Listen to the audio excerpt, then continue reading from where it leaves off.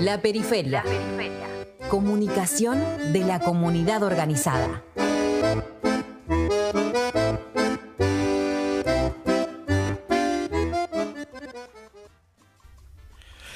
Le vamos a dar la bienvenida ahora en La Periferia a una compañera que es de la casa, digamos, ¿no? Porque nosotros estamos en Radio UTE y ella es la secretaria adjunta de la Unión de Trabajadores de la Educación. Le damos la bienvenida a Angélica Graciano. Angélica, ¿cómo estás? Gustavo Ramírez y el equipo de La Periferia te saludamos. Buenas tardes. Buenas tardes, ¿cómo están? Qué gusto escucharlos. Muy bien, un gusto también para nosotros, Angélica. Bueno, estamos dando cuenta de la importancia que tiene este 10º Congreso de la Educación aquí en la ciudad de Buenos Aires, dando cuenta del rol que empieza a cumplir y que ya cumple a lo largo de este tiempo la educación, que hoy está siendo atacada, sobre todo la educación pública, por el gobierno de Javier Milei. Sí, es algo muy importante que está desarrollándose en Argentina en un contexto absolutamente adverso para la educación por los ataques permanentes que desde la asunción de Milei estamos padeciendo, y la disminución en el presupuesto educativo, la cancelación de el fondo de incentivo docente, que implica una rebaja salarial para 1.600.000 docentes de todo el país, el achicamiento de los programas educativos.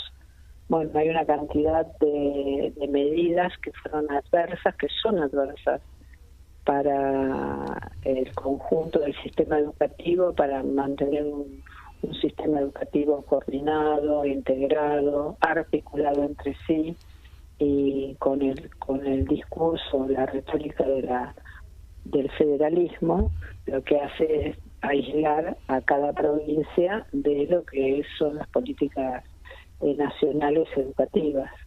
Ahora, Angélica, en un contexto donde lo geopolítico empieza a ser absolutamente trascendente y también para la vida argentina, uno imagina que han podido intercambiar experiencias con representantes sindicales de los gremios docentes de otros países. ¿Con qué realidades te vas encontrando cuando este intercambio de experiencias se va produciendo? ¿Qué están observando? Bueno, este 10º Congreso Mundial es la primera vez que se hace en Argentina. Participan 1.500 dirigentes de todo el mundo, dirigentes sindicales de la educación de todo el mundo, de todos los continentes.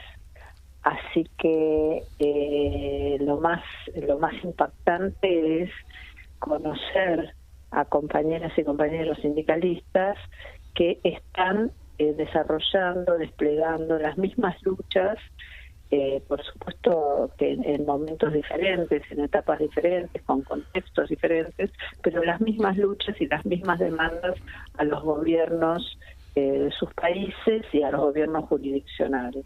Un factor clave es el financiamiento de la educación, de los sistemas educativos. Ese es clave.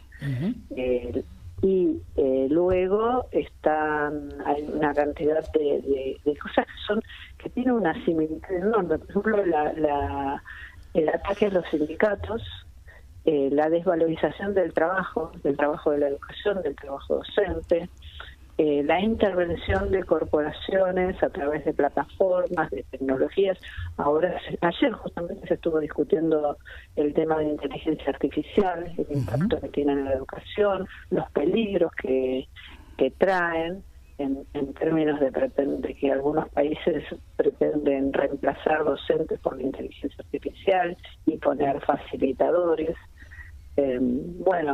Y a pesar de ser culturas y de identidades muy distintas, en las trabajadoras y trabajadoras docentes hay un sentir común, que es la defensa de la educación, de que sean sistemas estatales y que además promuevan, faciliten y garanticen que niñas y niños y jóvenes de todo el mundo tengan acceso a la educación, todos. Hay muchos países que todavía no tienen la cobertura total educativa como tiene Argentina. Hay países que tienen aulas de 100 alumnos, hay países que han perseguido a sus docentes con acusaciones. Bueno, nosotros lo hemos vivido aquí en una etapa bastante reciente, acusaciones, denuncias, persecuciones por este tipo de discursos sobre el adoctrinamiento. Bueno, hay ahí unas políticas comunes que son las políticas de la derecha, de neoliberales, contra la educación.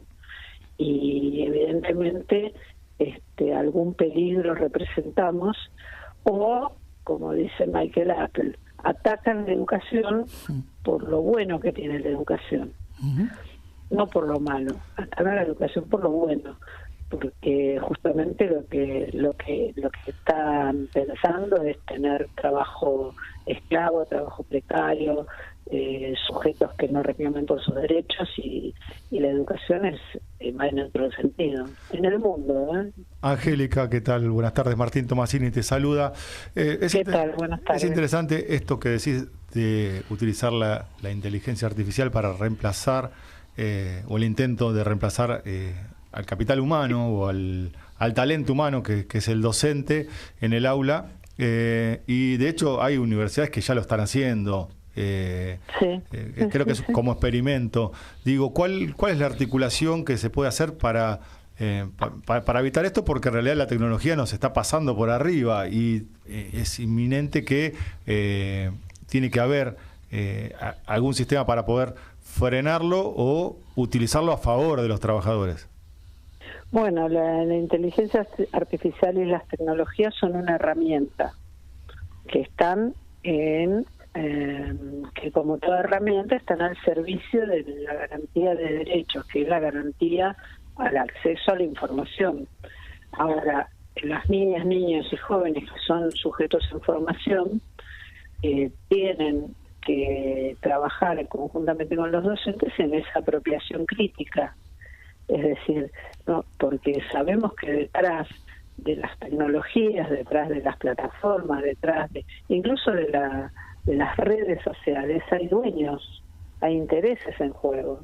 Están los algoritmos que te generan zonas de confort y vos y terminás intercambiando ideas con personas o con grupos que son muy ajenos a tu zona de confort, y terminan generándose como círculos cerrados que lo único que hacen es reproducir, en el caso de la violencia o del odio, reproducir formas comunicativas no humanas, no fraternales, no deliberativas, sino más en la idea de aniquilar el pensamiento del otro, ¿no? O aniquilar el pensamiento diferente. Entonces me parece que la inteligencia artificial dentro del aula puede ser una gran herramienta, siempre y cuando los docentes primero tengamos formación en ese sentido, y en segundo lugar no se pretenda reemplazarnos, sino tengamos la oportunidad de aprender junto con nuestros alumnos y de desplegar lo que son los diseños curriculares en cada país. No pueden definir los diseños curriculares las tecnologías ni las plataformas, lo tienen que definir, son definiciones más estatales. La pandemia jugó un lugar preponderante en acelerar esta situación, ¿no es cierto? Sí. La pandemia les permitió una expansión a las empresas tecnológicas ilimitada, y los gobiernos los gobiernos y los legisladores, las legislaturas tienen la obligación de generar normas que legislen, controlen y faciliten el acceso, pero a su vez se pague por ese trabajo, que es el trabajo de conexión, y también se promueva que hay otras formas de aprender sin estar conectado. Sí. O sea, las dos cosas. En ese tema, por ejemplo, en la parte de lo que es teletrabajo, que también se sucedió mucho en la pandemia, los diputados sindicales han promovido una ley, puede ser buena o mala, se puede mejorar. Hubo un trabajo realizado sobre ese tema. Faltaría algo en la parte, en la parte de la educación, digamos, y la política no está viendo esta problemática, bueno, con los ojos que tenemos los trabajadores.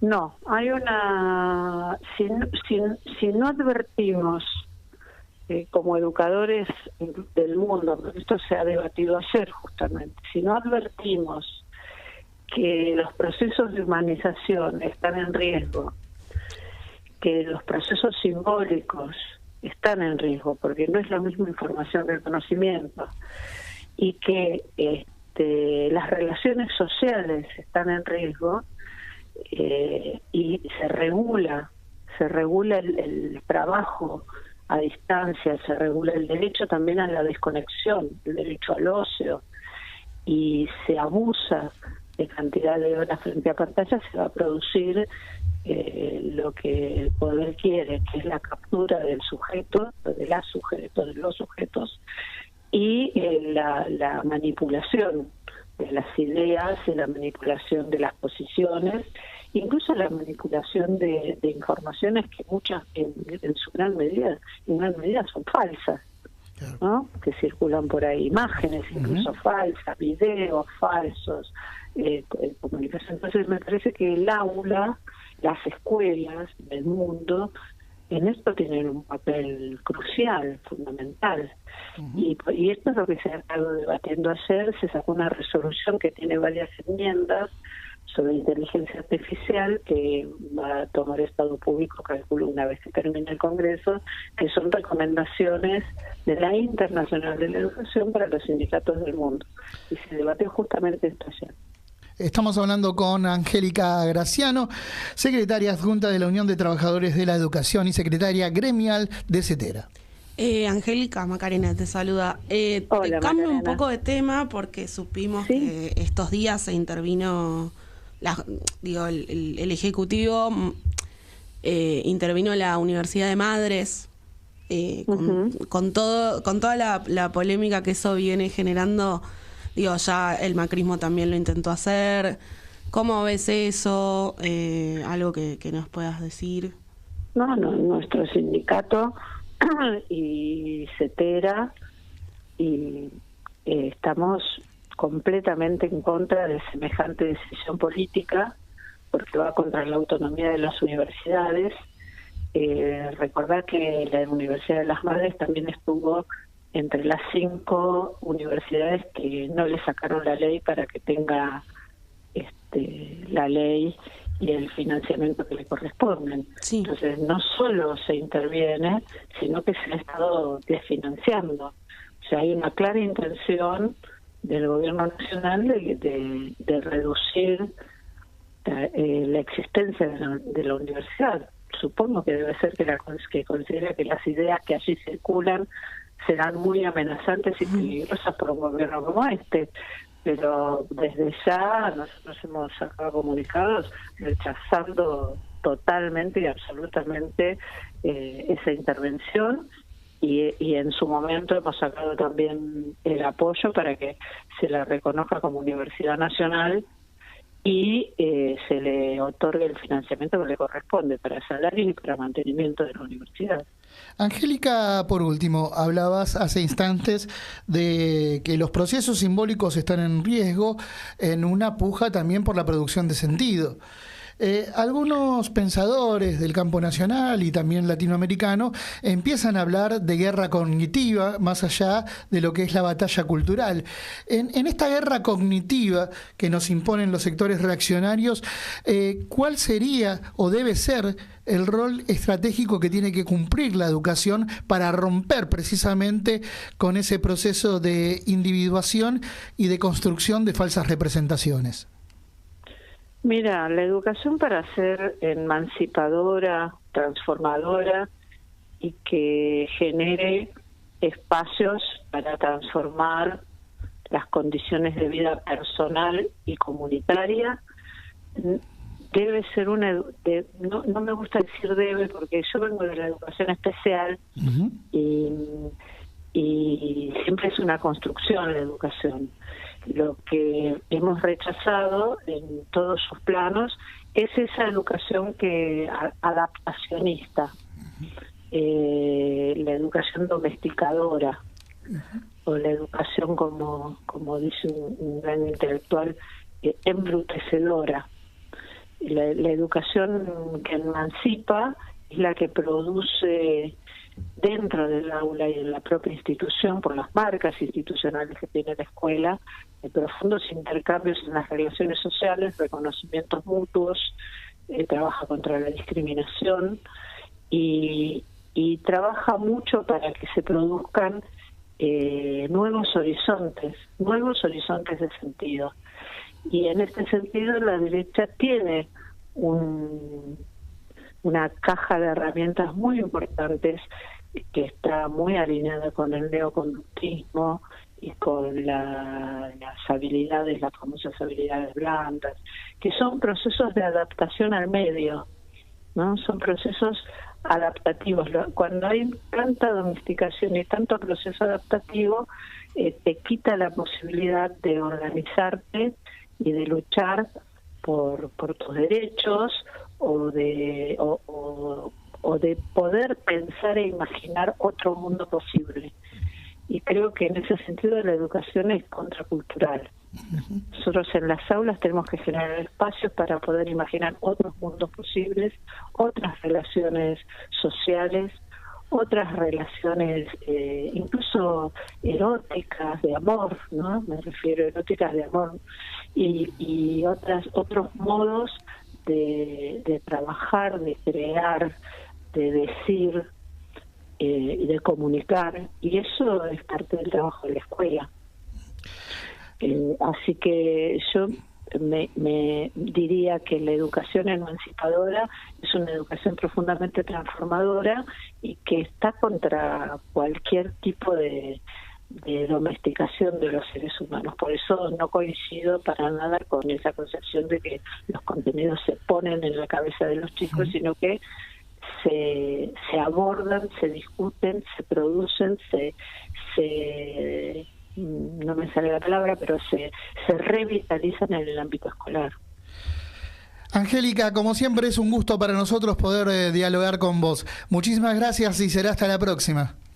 Muchísimas gracias por el llamado, les mando un abrazo y felicitaciones por el programa. Muchísimas gracias. Gracias. Así escuchábamos a la secretaria adjunta de la Unión de Trabajadores de la Educación y secretaria gremial de CETERA, Angélica Graciano, aquí en La Periferia.